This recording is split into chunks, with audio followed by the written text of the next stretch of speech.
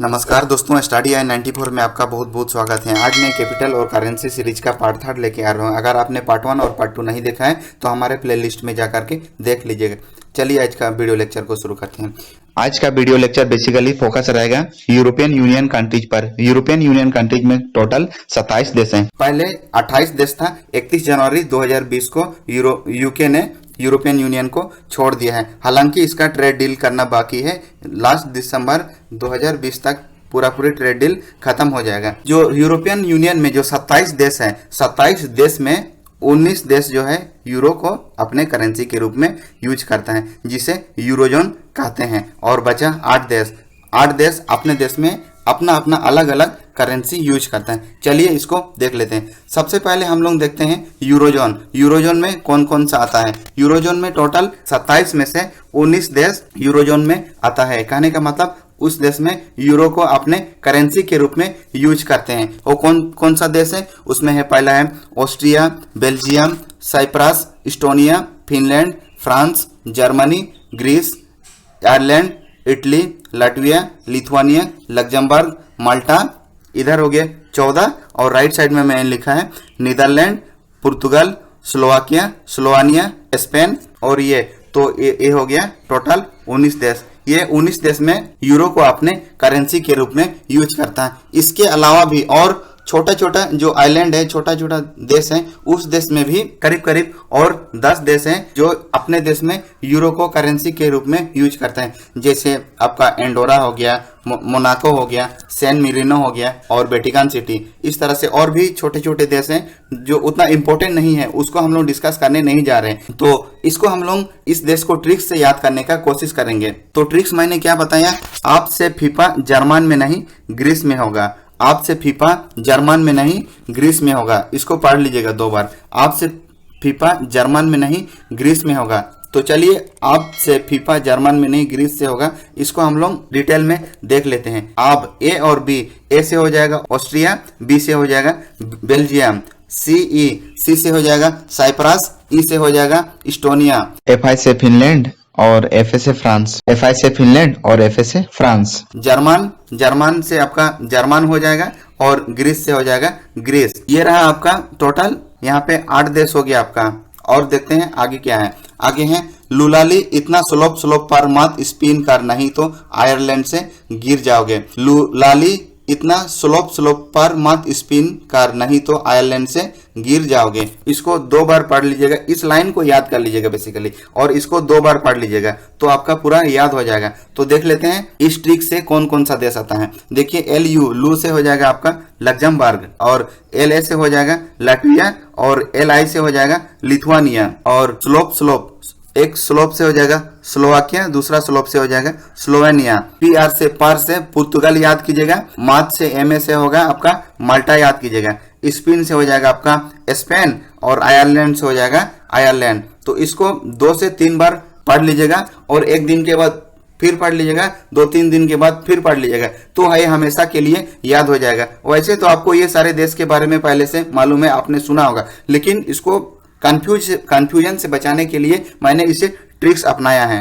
और इस ट्रिक्स को याद रखिएगा तो आप हमेशा के लिए यूरोपियन कंट्री के नाम याद रह जाएगा। और इस देश में सभी देश में अपने करेंसी को यूरो यूज करता है। कौन सा करेंसी यूज करता है? यूरो यूज करता है। चलिए इसका राजधानी को भी देख लेते हैं। ऑस्ट्रिया का राजधानी क्या हो जाएगा? वियना है। यहाँ देखिए ऑस्ट्रिया है, ऑस्ट्रेलिया नहीं है, ठीक है। ऑस्ट्रिया और ऑस्ट्रेलिया में कंफ्यूजन मत होइएगा, 2 अलग अलग देश हैं। ऑस्ट्रिया का राजधानी वियना, बेल्जियम का राजधानी ब्रुसेल्स, साइप्रस का राजधानी निकोसिया, इस्टोनिया का राजधानी तलिन, फिनलैंड का राजधानी हेलसिंकी, फ्रांस का राजधानी पेरिस, जर्मन का राजधानी बर्लिन, ग्रीस का राजधानी एथेंस, आयरलैंड का राजधानी डबलिन, इटली का राजधानी रोम, लाटविया का राजधानी रिगा, लिथुआनिया का राजधानी विल्नियस, लग्जमबर्ग का राजधानी लग्जमबर्ग, माल्टा का राजधानी वेलेटा, नीदरलैंड का राजधानी अम्स्टरडम, पुर्तगाल का राजधानी लिस्बन, स्लोवाकिया का राजधानी ब्रातिस्लावा, स्लोवेनिया का राजधानी जुबलजाना, और स्पेन का राजधानी मैड्रिड है।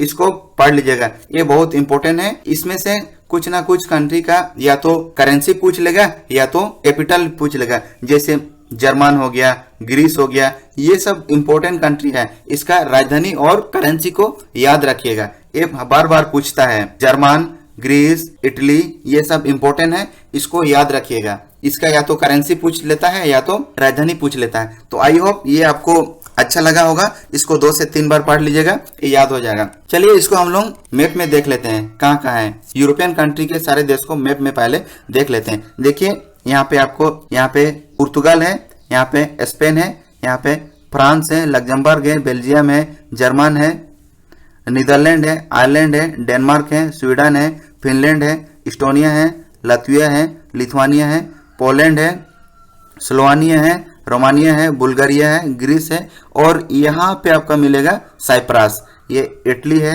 क्रोएशिया है, स्लोवेनिया है, ऑस्ट्रिया है, चेक रिपब्लिक है, नीदरलैंड है, जर्मन है, और यहाँ बेल्जियम है। इसको बड़े मैप पे आप अच्छा से देख लीजिएगा। मैप देखेंगे तभी जाकर के आपको अच्छा से याद होगा।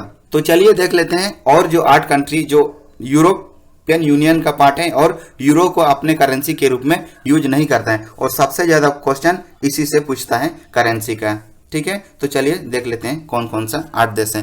पहले दोस्तों 8 की जगह 9 आता था, जो यूके यूरोपियन यूनियन को छोड़ दिया है, इसलिए 9 की जगह 8 हो गया। और यूके का मुद्रा क्या है? पौंड स्टर्लिंग, उसको भी याद रखिएगा। तो पहला है स्वीडन, और स्वीडन का राजधानी स्टॉकहोम। इसको कैसे याद रखिएगा? ट्रिक से SS, Sweden Stockholm, Sweden Stockholm.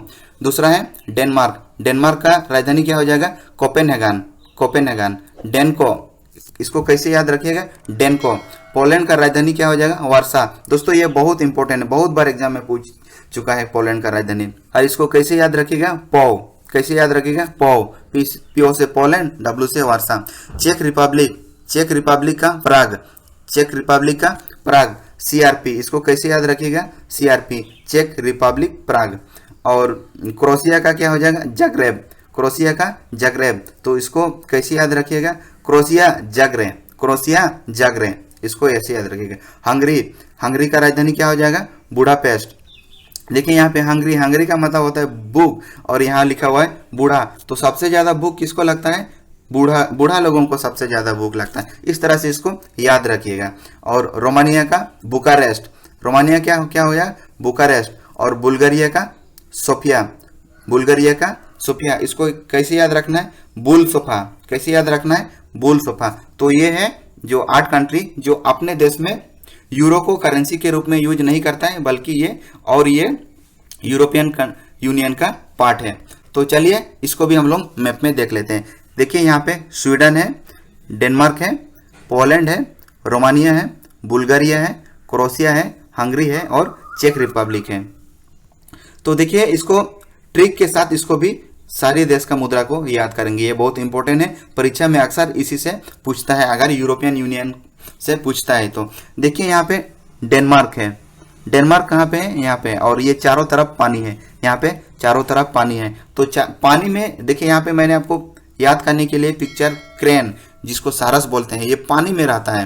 तो क्रेन, जैसे इसका मुद्रा क्रोन है, तो क्रोन को क्रेन के साथ रिलेट कर लीजिएगा, क्रोन को क्रेन के साथ रिलेट कर लीजिएगा। तो ये कैसे याद करेंगे? जो डेनमार्क है ना, वो पानी में रहता है, पानी तरफ, चारों तरफ पानी है, और पानी में कौन रहता है? क्रेन रहता है। तो क्रेन से क्रोन, इससे याद रखिएगा। चलिए अलग अलग करके इसको हम लोग देख लेते हैं। आगे है बुल्गारिया और रोमानिया। बुल्गारिया का लीव है और रोमानिया का लीव है। तो इसको कैसे ये ट्रिक से याद करेंगे? बुल्गा लीव रोम में बिता लियो, बुल्गा लीव रोम में बिता लियो। बुल्गा को बोल रहा है कि लीव कहाँ बिताने के लिए? रोम में बिताने के लिए। बुल्गा से हो जाएगा बुल्गारिया, और लीव से हो जाएगा लीव उसका करेंसी। रोम से हो जाएगा रोमानिया, और लीव से हो जाएगा उसका करेंसी। तो इस तरह से 2 बार पढ़ लीजिएगा, याद हो जाएगा। बुल्गा लीव रोम में बिता लियो, तो बुल्गा से हो जाएगा बुल्गारिया लीव, बुल्गारिया का करेंसी हो जाएगा लीव, रोम का करेंसी हो जाएगा लीव। आगे देखते हैं। आगे है पोलैंड, पोलैंड का मुद्रा है जलोटी, पोलैंड का मुद्रा है जलोटी। इसको भी याद रखिएगा, इंपॉर्टेंट है। तो पोल, इसको ट्रिक से कैसे याद रखेंगे? पोल जाल उठी, पोल जाल उठी। पोल से पोलैंड और जाल उठी से जलोटी। इस भी बहुत मजेदार ट्रिक्स बनाया है मैंने, इसको भी 2 बार पढ़ेंगे तो याद हो जाएगा। पोल जाल उठी, पोलैंड का जलोटी। आगे देखते हैं। आगे है चेक रिपब्लिक, चेक रिपब्लिक का है कोरुना, चेक रिपब्लिक का क्या है? कोरुना। तो इसको कैसे ट्रिक से याद करेंगे, चेक कर रिप्लाई करना, चेक कर रिप्लाई करना। चेक से हो जाएगा चेक, रिप्लाई से हो गया रिपब्लिक और करना से हो जाएगा कोरोना। इसको ऐसे कोरिलेट कर लीजिएगा, याद हो जाएगा। आगे देखते हैं, आगे है स्वीडन, स्वीडन का कोरोना, स्वीडन का कोरोना। देखिए इसको ट्रिक्स मैंने बताया, स्विंडल वाला काम मत करो ना, स्विंडल वाला काम मत करो ना। स्विंडल का मतलब होता है ठगना, क्या होता है, ठगना। तो ठगने वाला काम मत करो ना, तो स्वीडन का हो जाएगा कोरोना, इसको याद कर लीजिएगा। आगे है हंगरी, हंगरी का राजधानी क्या बताया था मैंने, बुडापेस्ट बताया था। और इसका करेंसी क्या है, फॉरेंट है, इसका करेंसी क्या है, फॉरेंट है। तो इसको ट्रिक्स से देखते हैं, ट्रिक्स है कि it is only for Hungary, it is only for Hungary. जब भी हंगरी का करेंसी पूछा जाए तो इस लाइन को याद रखिएगा, it is only for Hungary. For से फॉरेंट हो जाएगा, हंगरी से देश का नाम हो जाएगा। तो दोस्तों ये आपको कैसे लगा, ये अगर अच्छा लगा है तो लाइक कर दीजिएगा, दोस्तों के साथ शेयर कर दीजिएगा, चैनल को सब्सक्राइब कर दीजिएगा और बेल आइकन को दबा दीजिएगा। Thank you very much for watching the video. See you soon.